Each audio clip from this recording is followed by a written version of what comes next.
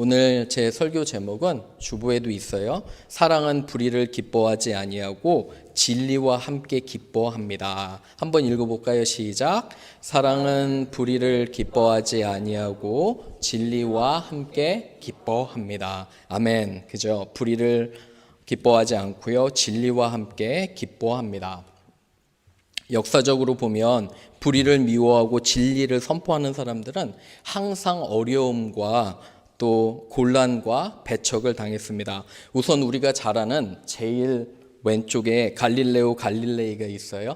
세상 사람들이 다 그때는 태양이 지구를 돌며 지구가 우주의 중심이고 인간이 우주의 중심이라는 이야기와 그런 생각을 하는 것을 여러분들 기억하셔요. 그죠? 근데 갈릴레오는 중력과 속도, 천체 전문가여서 사실은 이 사람이 주장한 것은 지구가 태양을 도는 것이고 지구는 단지 작은 행성이라고 외칩니다. 이것 때문에 이분은 감옥까지 가게 돼요. 진리를 외쳐서 불의와 타협하지 않고 거짓과 타협하지 않습니다. 비슷한 시기에 중간 그림의 마르틴 루터 목사님은 카톨릭 교회의 타락을 정면으로 비판하고 진리를 선포했습니다. 그때 사실은 카톨릭 교회에 성 베드로 성당을 지으려고 엄청나게 많은 돈을 사람들에게 강요하고 있었어요. 우리 교회는 결단코 헌금을 강요하는 교회 아닙니다. 강요를 했는데 뭘 팔게 됐냐면 이 사람들이 면죄부라는 것을 생각해냈어요. 면죄부는 뭐냐면 사람이 죽으면 지옥과 천국 중간에 연옥을 간다고 가르쳤어요. 잘못된 가르침이에요. 성경에는 없어요. 연옥에 어떤 사람이 죽어서 가면 그 죽은 사람의 자녀나 친척들이 이 땅에서 돈을 내면 이 영혼이 연옥에서 천국으로 옮긴다고 가르쳤어요. 근데 그거를 믿은 사람들이 많이 있었어요. 완전 거짓말인데 어떤 사진은 이런 얘기를 했대요. 헌금통에 그 당시엔 금화 은화가 있었잖아요. 땡그랑 소리가 나면 한 영혼이 연옥에서 천국으로 옮겨간다고 가르쳤어요.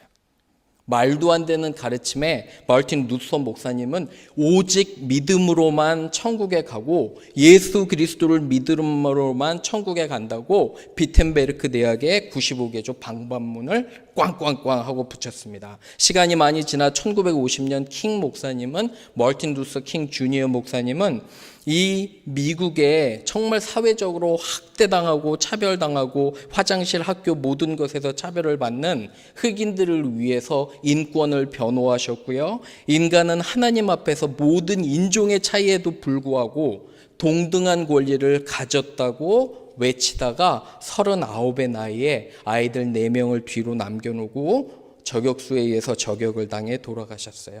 39에. 여러분, 우리가 사랑에 대해서 계속 배우잖아요. 그런데 사랑은 나약한 감정의 사랑이 아니에요. 우리 믿는 사람들의 사랑은 뭐냐면 결단코 불의를 기뻐하지 않아요. 설령 그게 내가 손해보고 돈을 더 적게 벌고 해도 항상 우리는 정의와 공의 편에 쓰는 거예요. 왜 그러냐면 진정 하나님을 믿는 사람은 사랑과 공의의 하나님을 믿기 때문이에요. 아멘인가요? 그래서 여러분 기억하세요. 사랑은 오래 참고 온유하고 질투하지 않고 투기하지 않고 교만하지 않고 내 유익을 구하지 않지만 오늘도 정말 중요해요. 진정한 사랑은 힘이 있는 사랑이고요. 항상 진리 옆에 섬을 고백합니다. 아멘. 그죠? 그래서 본문 3가지로 여러분과 제가 한번 나누기를 원해요. 첫 번째는 불이 의롭지 않은 것은 죄성에서 오고요. 사랑은 진리를 기뻐하는 거예요. Evil actions come from sinful nature, but love rejoices. Love rejoices with the truth. 우리 1번 읽어봅니다. 시작. 불의는 죄성에서 오지만 사랑은 진리를 기뻐합니다. 열왕기상 21장 한번 보세요. 1절부터. 여러분이 말씀 보면 정말 어떠한 불의가 있는지 나와요. 1절에 보면 나봇에게 포도원이 작게 있어요. 작은 포도원이 있어요. 평생을 이걸 가꾸고 사는 사람인데 그 옆에 누가 있어요? 아합의 어마어마한 궁전과 아합 왕이 있어요. 근데 아합이 딱 보기에 자기는 엄청난 땅을 가졌는데 옆에를 보니까 조그만 땅이 있어요. 내 걸로 하고 싶어요? 안 해요? 어떤 사람 돈 많이 벌면 욕심이 없다고 그러죠. 많이 벌면 벌수록 더 욕심이 생기는 게 여러분 여기 성경에서 얘기하는 거예요. 보세요. 여기 보니까 왕국 2절에 왕궁 곁에 가까이 이 나봇의 포도원이 있는데 내가 뺏었으면 좋겠어요. 채소밭을 만들었으면 좋겠어요. 욕심과 질투로 왕이 사로잡혀서 뺏으려고 하는데 3절 보세요. 3절에 나봇이 반대하는 게 있어요. 여러분 예전에 이스라엘 사람들이 가나안 땅에 들어갈 때 하나님이 땅을 나누어 주셨는데 각 부족마다 그중에 이 가정에도 나누어 주셔서 조상 대대로 하나님 정하신 땅을 이 사람이 팔아요 못 팔아요? 절대 못 파는 거예요. 가격을 잘 치워줘도. 그런데 4절 보시면 왕이 돌아와서 이 사람은 겁쟁이에요. 보세요. 근심하고 답답해서 뭐예요? 침상에 누워가지고 뭐를 안 먹어요? 밥 안 먹고 있어요. 다 큰 성인인데 완전히 하는 거 보면 5, 6살짜리 같아요. 그죠? 침상에 누워서 울고 밥 안 먹는 거예요. 누가 나타나요 여기에? 아내. 성경에서 가장 악한 여인이라고 하는 이세벨이 나타나서 왜 그런 거를 걱정하느냐? 이세벨이 꾸민 게 정말 무시무시해요. 여러분 보세요. 10절 쭉 내려가 보세요. 불량자 2사람을 그 앞에 앉혀서 거짓 증언하게 만드는 거예요. 이 사람들을 매수해가지고 돈을 주고요. 어떻게 사람들에게 소문을 내냐면 나봇이 하나님과 왕을 저주했다고 얘기를 하는 거예요. 불량자들 둘, 그때는 재판받으려면 적어도 증인이 2명 이상이 있었어요. 그래서 2명을 고용해가지고서 하는 거예요. 여러분 여기서 너무 안타까운 게 13절 보면 돌로 쳐 죽이게 되는 거예요. 여러분과 제 마음 가운데 질투가 있잖아요. 잘 생각해 보세요. 내가 옆에 사람에 대한 질투가 있잖아요. 그런 마음이 별로 좋지 않아요. 질투를 가만히 두면 그게 내 생각을 사로잡고요. 생각은 행동으로 옮기게 돼요. 내가 행동을 못하면 가족들이 그 행동을 옮기는 거예요. 언제 막아야 되냐면 생각이 들 때 회개하고 바로 기도하셔야 돼요. 악한 생각이 들 때, 질투할 때 하나님을 보시는 여러분 되기를 주님의 이름으로 축원합니다. 말씀에 중요한 말씀이 있어요. 노사님 한번 넘겨주세요. 로마서 7장 19절 20절 우리 읽어봅니다. 시작. 내가 원하는 바 선은 행하지 아니하고 도리려 원하지 아니하는 바 악을 행하는도다. 만일 내가 원하지 아니하는 그것을 하면 이를 행하는 자는 내가 아니요 내 속에 거하는 죄니라. 잘하고 싶어요. 아내와 남편에게 잘하고 싶은데 안 돼요. 아이들에게 잘하고 싶고 성도들에게 잘하고 싶은데 이 마음들이 몰려오면 아직까지 여러분 우리 안에 죄성이 있어서 그래야 돼요. 아침마다 순간순간 우리가 기도하고 회개하고 내 자신을 점검해야 되는 게 이런 악한 생각들이 항상 몰려와요. 그렇지 않으신가요? 그죠? 하루에도 수십 번 정말 어쩌면 사람들을 너무 미워하는 마음이 들잖아요. 그죠? 이러한 마음이 드는 거예요. 아합이 이때 멈추고 회개하고 안 했으면 좋은 왕이 됐을 거예요. 하나님 기뻐하시고 죽진 않을 거예요. 그래서 참 이러한 것들을 돌이켜 봐야 돼요. 사랑하는 여러분, 우리 교회는 정말 좋은 교회가 되기를 주님의 이름으로 축원합니다. 아멘. 그죠?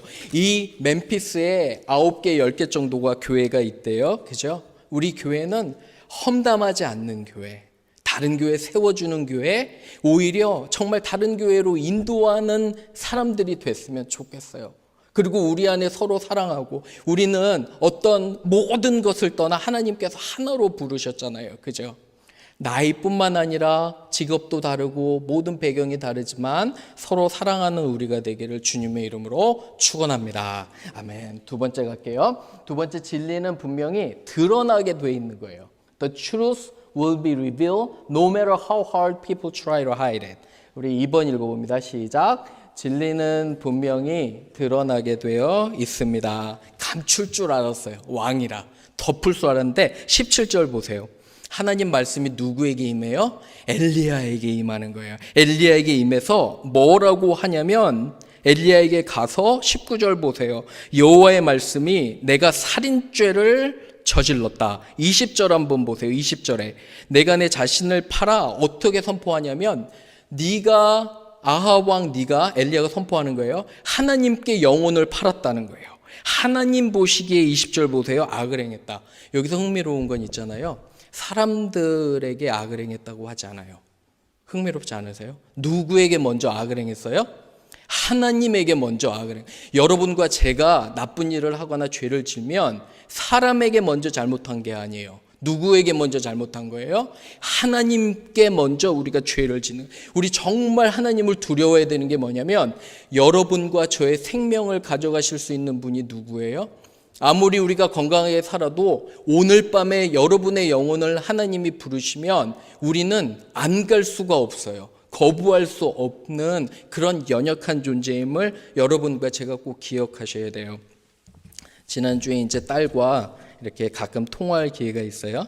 그래서 모처럼 아들도 저에게 전화하고 딸도 전화해요. 얼마나 반갑든지, 그죠? 아빠 마음은 정말 보고 싶은데 이것들은 자기들 바쁘다고 전화도 안 하고 괘씸한 마음이 스물스물 몰려오는 거예요. 가끔씩. 나는 너무도 그리운데 무슨 짝사랑도 아니고 자기네들은 바쁘다고. 그래서 저도 회개 많이 했어요. 저도 20대 초반에 우리 엄마 얼마나 생각했는지. 지금 와서 왜 그게 참 애절하게 생각하는지. 그런데 딸이 한 번은 수업 관계로 뉴욕의 법원에 한번 갔었대요. 근데 너무도 기분 나쁘고 마음이 상해서 저에게 전화 왔어요. 갔는데 그 경비원들 있잖아요. 법원에 밖에 경찰들이 자기를 정말 못되게 하더래요. 생각해 봤더니 뭐냐면 지인이가 불법 이민자인 줄 알았던 거예요. 그리고 아니면 난민이고 영어도 하나도 못하는 줄 알아서 막대하는 거예요. 거기는 난민들이나 이민자들이 많잖아요. 그래서 이 못된 경찰과 이 못된 경비원들이 막 하다가 자기가 누구고 분명한 영어로 자기가 누구고 왜 왔고 어떤 판사를 만나야 된다고 하니까 그때서부터 태도가 달라지더래요. 기분이 너무 상해서 저에게 얘기했는데 좋은 기회로 삼아서 제가 딸과 얘기했어요.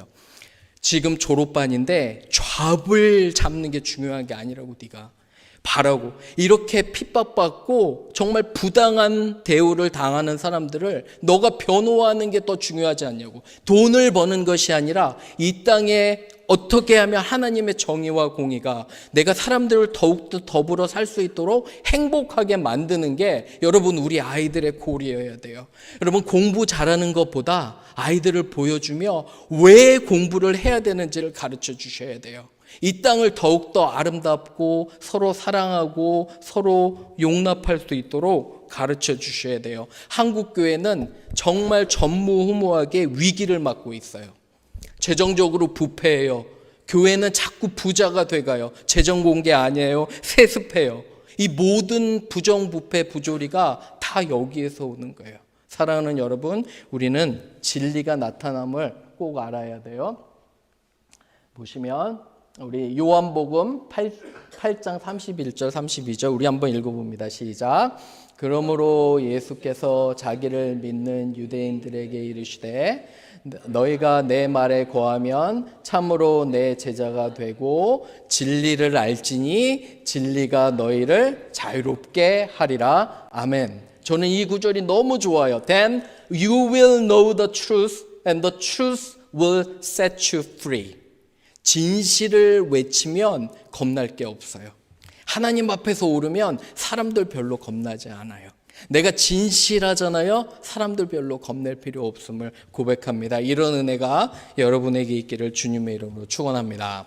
마지막 세 번째로 갑니다. 하나님은 불의를 심판하시며 진리를 기뻐하십니다. God punishes evil people but delights with the truth. 우리 3번 7개 시작. 하나님은 불의를 심판하시며 진리를 기뻐하십니다. 여기 23절 한번 보세요. 이세벨에 대해서도 하나님 경고하는데 이스라엘 성읍에서 개들이, 여기서는 이쁜 강아지 그런 강아지가 아니에요. 야생 개들 있잖아요. 정말 굶주린 그런 길거리에 있는 야생개들, 스캐빈저 덕 같은 그런 아주 야생개들이 이 시체를 물어 뜯어서 먹을 거라는 거예요. 이세벨과 아합 왕이 이러한 처참한 죽음을 맞게 된다는 거예요. 결단코 항상 처벌과 심판과 결과가 있다는 거예요. 그래서 우리는 결과가 있음을 잘 알아야 돼요. 히브리서 9장 28, 29절 우리 읽어봅니다. 시작. 한 번 죽은 것은 사람에게 정해진 것이요 그 후에는 심판이 있으리니 이와 같이 그리스도도 많은 사람의 죄를 담당하시려고 단번에 들이신 바 되었고. 보세요. 한 사람 한 번 죽는 것은 사람에게 정해진 것이요 우리는 죽음을 피할 수 없어요. 그런데 그 죽음 후에 반드시 하나님의 심판이 있음을 우리는 알고 경계해야 돼요. 주님을 믿음으로써 천국에 가는 건 확실하지만 하나님은 우리에게 물으실 거예요. 언젠가 내가 너에게 준 돈과 재산 모든 거 어떻게 썼는지, 내가 너희에게 준 이 작은 아이들 생명을 어떻게 가르쳤는지, 내가 너에게 허락하신 남편과 아내를 내가 어떻게 대했는지, 내가 너에게 준 직장을 어떻게 대했는지. 그래서 무서운 분은 하나님이세요. 사람이 보든 안 보든 우린 성실하게 하는 거예요. 열심히 하는 거예요. 여러분, 하나님 무서워하면 사람들이 두렵지 않아요. 정말 그래요.